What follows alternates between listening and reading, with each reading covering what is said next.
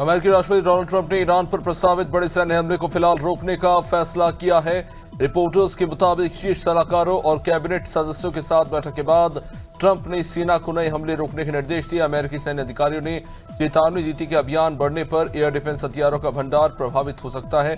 अधिकारियों के अनुसार मिडिल ईस्ट में तैनात अमेरिकी सेना के पास पेट्रियट इंटरसेप्टर मिसाइलों की कमी का खतरा बढ़ सकता है। नेपाल के प्रधानमंत्री बालई शाह की सरकार पर सुप्रीम कोर्ट की स्वतंत्रता प्रभावित करने के आरोप लगे हैं।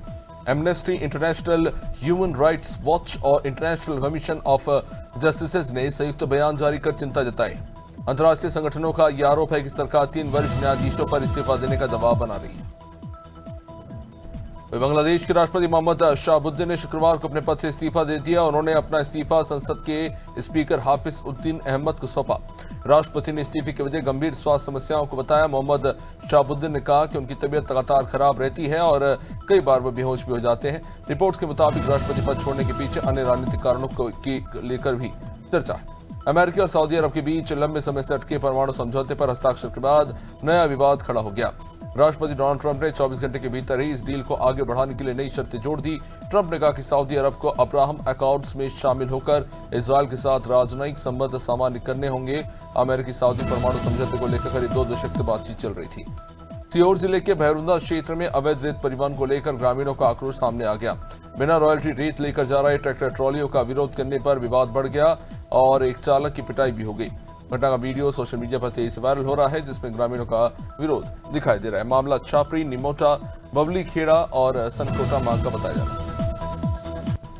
कारगिल विजय दिवस के अवसर पर अयोध्या के सर्किट हाउस में अखिल भारतीय पूर्व सैनिक सेवा परिषद के तत्वावधान में सम्मान समारोह आयोजित किया गया। इस कार्यक्रम में नगर निगम के महापौर महंत गिरीशपति त्रिपाठी और मां कामाख्या धाम के महंत इंद्रेश कौशिक मुख्य अतिथि के रूप में शामिल हुए।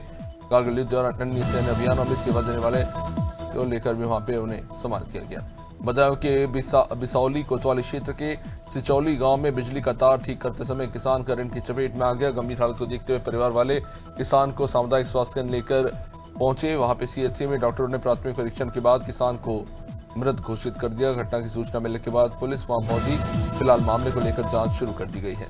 बलिया के मनियर थाना क्षेत्र में देशी शराब की दुकान के विरोध में महिलाओं का गुस्सा सड़कों पर फूट पड़ा। घोघा चिट्टी स्थित शराब की दुकान पर 4 से 5 गांव के सैकड़ों महिलाएं लाठी डंडे और झाड़ू लेकर पहुंच गए। महिलाओं ने दुकानों के दरवाजों और खिड़कियों पर डंडे बरसाते हुए शराब की दुकान हटाने की मांग की।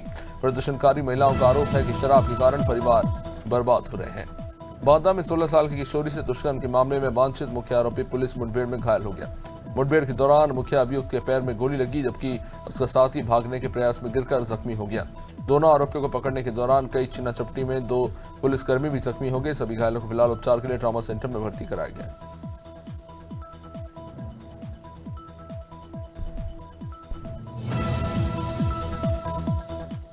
भोपाल पुलिस द्वारा रन फॉर लाइफ नशे से दूरी है जरूरी 2.0 मैराथन भव्य आयोजन। जहां टीटी नगर स्टेडियम से शुरू हुए मैराथन में तकरीबन 6000 प्रतिभागियों ने उत्साह के साथ हिस्सा लिया। कार्यक्रम में ADG narcotics D Srinivas Verma और पुलिस कमिश्नर संजय कुमार विशेष रूप से मौजूद रहे। छात्र छात्राओं, पुलिसकर्मियों, एनजीओ, नगर रक्षा समिति और आम नागरिकों ने बढ़ चढ़कर इसमें अपनी भागीदारी निभाई। फतेहपुर के 50 नंबर रेलवे ब्रिज स्थित समाजवादी पार्टी कार्यालय में संविधान मान दिवस कार्यक्रम का आयोजन। कार्यक्रम में बाबा साहब डॉक्टर भीमराव अम्बेडकर के चित्र पर माल्यार्पण कर संविधान की प्रतियां वितरित की गई। सपा जिलाध्यक्ष सुरेंद्र सिंह, विधायक उषा मौर्य, विधायक चंद्र प्रकाश लोधी, महिला जिलाध्यक्ष संगीता पासवान सहित कई पदाधिकारी और कार्यकर्ता मौजूद। गोंडा के देहात कोतवाली क्षेत्र के भट्टा गांव में रिश्तों को झकझोर देने वाली घटना। बताया जा रहा है कि 10 साल के बच्चे ने पिता के मना करने पर गुस्से में गंडासे से हमला कर दिया। मामले में 45 साल के बिशन लाल के सिर और चेहरे पर कई गंभीर चोटें आई। इसके बाद उन्हें मेडिकल कॉलेज में भर्ती कराया गया।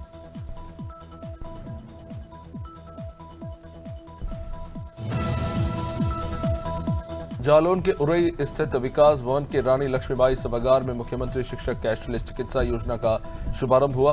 मुख्यमंत्री आदित्यनाथ ने वर्चुअल माध्यम से योजना का शुभारंभ करते हुए प्रदेश भर के शिक्षकों को संबोधित किया। योजना के तहत शिक्षकों और उनके आश्रित परिवार वालों को कैशलेस स्वास्थ्य सुविधाओं का लाभ मिलेगा। कार्यक्रम के दौरान पात्र शिक्षकों को कैशलेस चिकित्सा प्रमाण पत्र भी वितरित किए गए।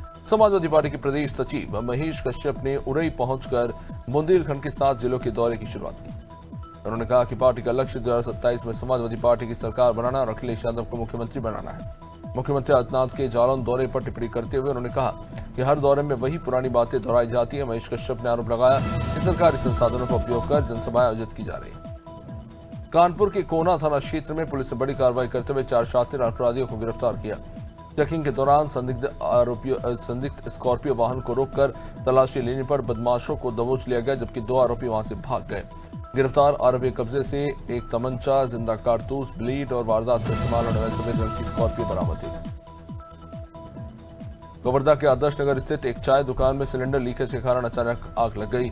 आग लगते ही वहां पे अफरा तफरी मची, लेकिन स्थानीय लोगों ने तत्परता दिखाते हुए गैस सिलेंडर को बाहर निकाल लिया। समय रहते सिलेंडर हटाए जाने से संभावित बड़ा विस्फोट तो टल गया और बड़ा हादसा उतर रहेगा। आग की चपेट में आने साल की दुकान में रखा 1000 रुपए का सामान जलकर बर्बाद हो गया। मुरादाबाद के सिविल लाइंस थाना क्षेत्र में एक दुकानदार ने 4 युवकों पर धार्मिक नारा लगाने का दबाव बनाने और मारपीट का आरोप लगाया। पीड़ित की शिकायत के मुताबिक विरोध करने पर उसके साथ कथित तौर पर मारपीट की गई और जान से मारने की धमकी दी गई। घटना 24 जुलाई को पीली कोठी इलाके में स्थित दुकान पर होने का दावा किया जा रहा था। शिकायत के आधार पर पुलिस ने फिलहाल मामला दर्ज किया। नवदापुरम जिले के केसला ब्लॉक के पिपरिया खुर्द गांव में पारिवारिक विवाद ने हिंसक रूप लिया। खेत की बटाई को लेकर हुए विवाद में देवरानी पर जेठानी का कान काटने का आरोप लगा है। घायल महिला को गंभीर हालत में इटारसी के डॉक्टर श्यामा प्रसाद मुखर्जी शासकीय अस्पताल में भर्ती कराया गया। डॉक्टर के मुताबिक महिला का कान गंभीर रूप से जख्मी हुआ है और उसको लेकर फिलहाल का इलाज जारी है। पीलीभीत के पुरनपुर रेलवे स्टेशन पर नई ट्रेन की सेवा की शुरुआत के साथ क्षेत्रवासियों को बड़ी सौगात मिली। केंद्रीय राज्य मंत्री और पीलीभीत सांसद जितिन प्रसाद ने रविवार शाम कासगंज ऐशबाग दैनिक एक्सप्रेस को हरी झंडी दिखाकर रवाना किया। उद्घाटन कार्यक्रम में जिलाधिकारी समेत जनप्रतिनिधि, प्रशासनिक अधिकारी और बड़ी संख्या में स्थानीय लोग मौजूद रहे। नई ट्रेन सेवा शुरू होने से यात्रियों की लंबे समय से चले आ रही मांग पूरी हो गई।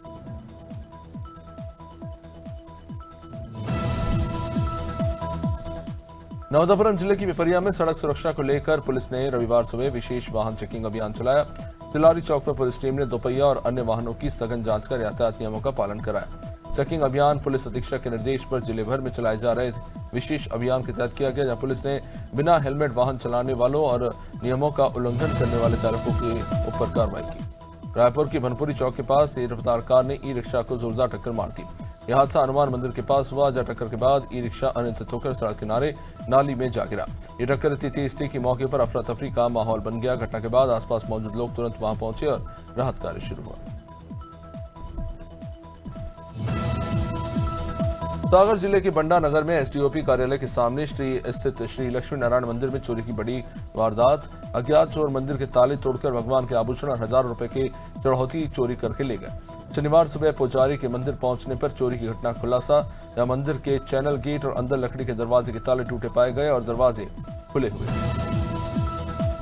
संभल के रजपुरा थाना पुलिस ने हत्या के मामले में फरार चल रहे वांछित आरोपी गिरफ्तार कर बड़ी सफलता हासिल की। यहां पुलिस ने आरोपी की निशानदेही पर वारदात में इस्तेमाल किया गया अवैध डंडा भी बरामद किया है। गिरफ्तार आरोपी की पहचान राजेश पुत्र धनपाल निवासी लहलारतू थाना रजपुरा के रूप में हुई है, जहां पुलिस फिलहाल मामले को लेकर जांच कर रही है। संभल के रजपुरा थाना पुलिस ने हत्या के मामले में फरार चल रहे वांछित आरोपी को गिरफ्तार कर लिया, जहां पुलिस अधीक्षक कृष्णा कुमार बिश्नोई के निर्देश में चलाए जा रहे अभियान के तहत कार्रवाई। गिरफ्तार आरोपी की पहचान राजेश पुत्र धनपाल निवासी लहरारतू थाना राजपुरा के रूप में हुई, जहां पुलिस के मुताबिक आरोपी हत्या के मुकदमे में लंबे समय से वांछित चल रहा था। उन्नाव में Lucknow Kanpur greenfield national elevated expressway की सड़क धंसने का ये मामला। यहां उद्घाटन के महज 12 ही दिन में बारिश के चलते रारी के पास सड़क का तकरीबन 5 से 7 मीटर हिस्सा ही धंस गया। सड़क धंसने का ये वीडियो सोशल मीडिया पर तेजी से वायरल होता चला गया। उसके बाद एक्सप्रेसवे की गुणवत्ता को लेकर भी अब सवाल उठने लगे हैं। सपा नेता मधुसूदन यादव ने वीडियो शेयर कर निर्माण कार्य को लेकर सवाल उठाए। हरदोई में पुलिस ने स्वॉट, एसओजी और सर्विलेंस टीम के साथ संयुक्त कार्रवाई करते हुए व्यापारी के घर भी बड़ी चोरी का खुलासा कर दिया। पुलिस ने मामले में 14 आरोपियों को गिरफ्तार किया, जबकि 2 बाल अपचारी को पुलिस अभिरक्षा में लिया गया है। आरोपियों के कब्जे से 1 करोड़ 28 लाख से ज्यादा की नकदी बरामद की गई। आरोपियों में कुछ के खिलाफ पहले से भी आपराधिक मुकदमे चल रहे हैं। इंदौर के स्नेहलतागंज में गंदे और बदबूदार पानी से रहवासी परेशान हैं। लोगों का यह आरोप है कि नलों और बोरिंग में पिछले कई दिनों से दूषित पानी आ रहा है। दूषित पानी पीने से 10 से ज्यादा लोगों के बीमार होने की बात भी सामने आ गई। रहवासियों ने इसकी वजह भी चौक ड्रेनेज लाइन को बताया। उन्होंने नगर निगम पर भी शिकायत के बावजूद भी समाधान नहीं करने तक के आरोप लगा दिए। छत्तीसगढ़ महासमुंद जिले के बागबाहरा में एक महिला को टोनी बताकर प्रताड़ित करने और सामाजिक बहिष्कार तक के सनसनीखेज ये मामला। पीड़ित परिवार का यह आरोप है कि आरोपियों ने उनका राशन तक बंद करवा दिया और जान से मारने तक की धमकी दी। थाने में सुनवाई नहीं होने पर पीड़िता ने कोर्ट का दरवाजा खटखटाया है और उसके बाद अब न्यायिक मजिस्ट्रेट के आदेश पर पुलिस ने कार्रवाई को लेकर बात की। छत्तीसगढ़ के रायगढ़ और धर्मजयगढ़ वन मंडल में 142 हाथियों के दल ने जमकर उत्पात मचाया। कापू घरगोड़ा रेंज में हाथियों ने 7 ग्रामीणों के कच्चे मकान को तोड़ दिया और फसलों को रौंदकर बर्बाद कर दिया। एक हाथी ने स्कूल की बाउंड्री वॉल भी गिरा दी। ग्रामीणों ने भागकर अपनी जान बचाई। घटना की जानकारी मिलते ही वन विभाग की टीम वहां पहुंची और नुकसान के आकलन में फिलहाल जुटी हुई।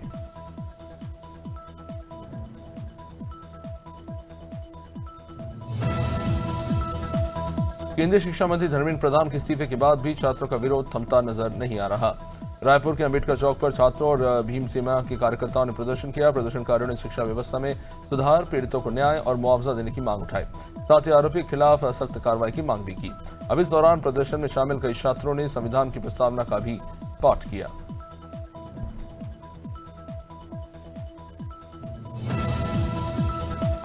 जलपुर उत्तर मध्य विधानसभा क्षेत्र में विकास कार्यों के साथ प्रदेश में ऐतिहासिक फायर सेफ्टी एक्ट 2026 भी पारित हो गया।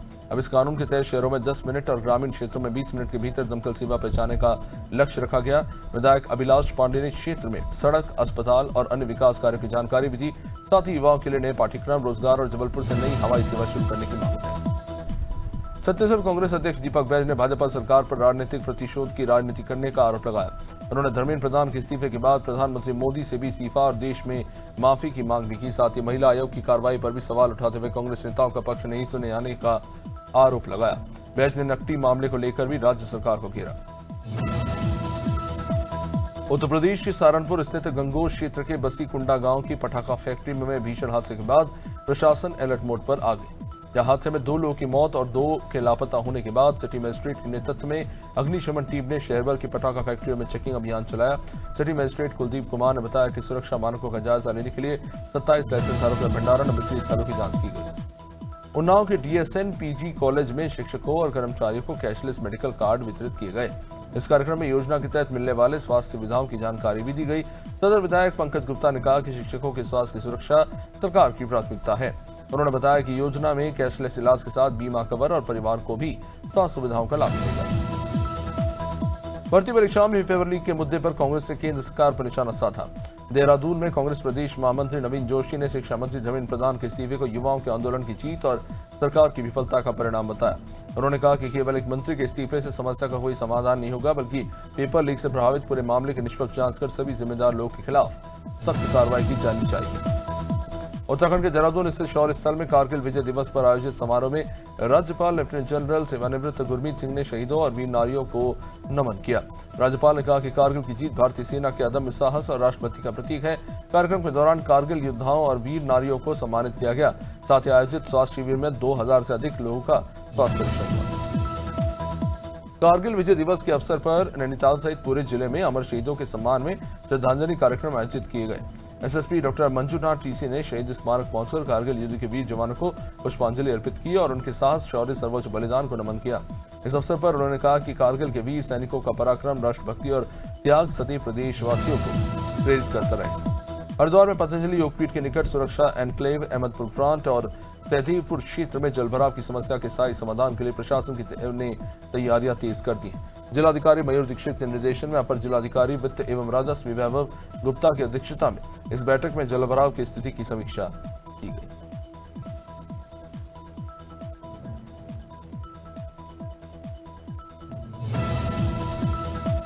कारगिल विजय दिवस के अवसर पर उत्तराखंड की राजधानी देहरादून में शौर्य, साहस और बलिदान को समर्पित भावपूर्ण कार्यक्रम आयोजित किया गया।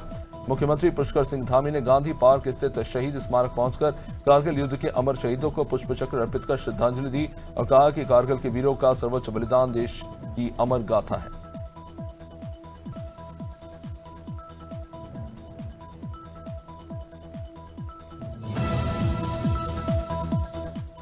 मुख्यमंत्री योगी आदित्यनाथ ने मैनपुरी में 682 करोड़ रुपए की विकास परियोजना को लोकार्पण और शिलान्यास किया। इस दौरान उन्होंने सपा पर निशाना साधते हुए कहा कि पहले मैनपुरी की पहचान अपराध से जुड़ी थी, लेकिन अब जिले की नई पहचान बनी है। मुख्यमंत्री ने दावा किया कि भाजपा सरकार में अपराधियों के लिए सिर्फ जेल या जहन्नुम ही जगह है। उन्होंने युवाओं को पारदर्शी भर्ती और किसानों समेत हर वर्ग को विकास का भी दावा किया। वही होंडा इंडिया ने भारतीय बाजार में अपनी नई flagship crossover SUV Honda ZR-V launch कर दी है। नई ZR-V कंपनी की पोर्टफोलियो की सबसे प्रीमियम और महंगी एसयूवी बन गई है। एसयूवी को जापान से कंपेटिबिलिटी बिल्ड यूनिट यानी CBU के रूप में भारत लाया जाएगा। इसमें 2.0 litre strong hybrid petrol engine दिया गया है। Oppo F33 Pro 5G offline smartphone बाजार में कंपनी का नया प्रीमियम मिड रेंज फोन, जहां पे लंबा बैटरी बैकअप चाहने वाले यूजर्स के लिए एक स्मार्टफोन एक अच्छा ऑप्शन साबित हो सकता है। फोन में 50 मेगापिक्सल का हाई रेजोल्यूशन सेल्फी कैमरा दिया गया है। दैनिक इस्तेमाल और सोशल मीडिया कंटेंट के लिए कैमरा बेहतर प्रदर्शन करता है। iOS 27 के साथ पहले से ज्यादा स्मार्ट होगी एप्पल की नई सीरी। ईमेल, मैसेज, फोटो, नोट्स और कैलेंडर को समझकर ये जवाब देगी। स्क्रीन पर दिख रहे कंटेंट के आधार पर यूजर्स की जरूरत पहचान सकेगी। सिर्फ वॉइस असिस्टेंस नहीं बल्कि पर्सनल AI असिस्टेंस की तरह ये काम करेगी।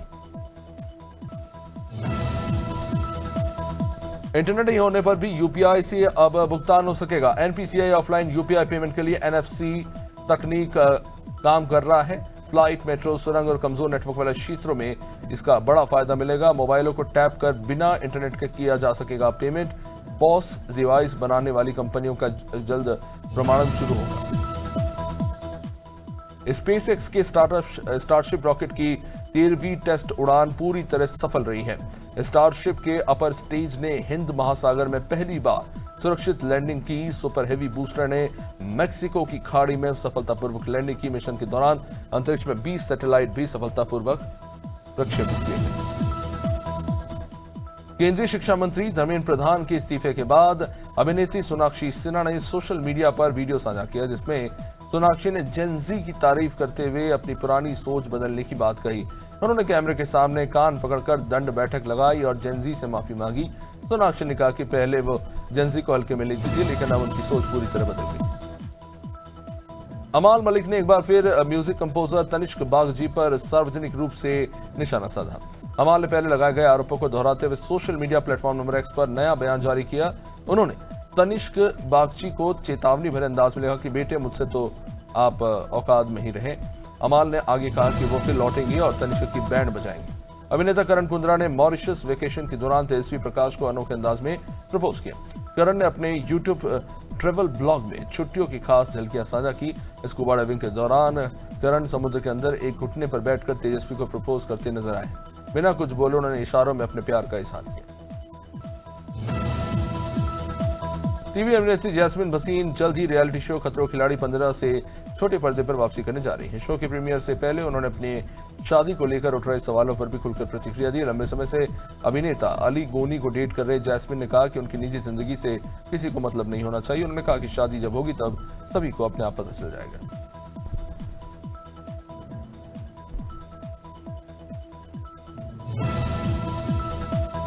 शाहरुख खान इन दिनों परिवार के साथ लंदन में छुट्टियां मना रहे हैं। लंदन स्थित उनके घर के बाहर से अभिनेता का एक वीडियो सोशल मीडिया पर सामने आया, जहां वीडियो में शाहरुख पत्नी गौरी खान और बेटे आर्यन व अबराम के साथ सड़क पर टहलते हुए नजर आए।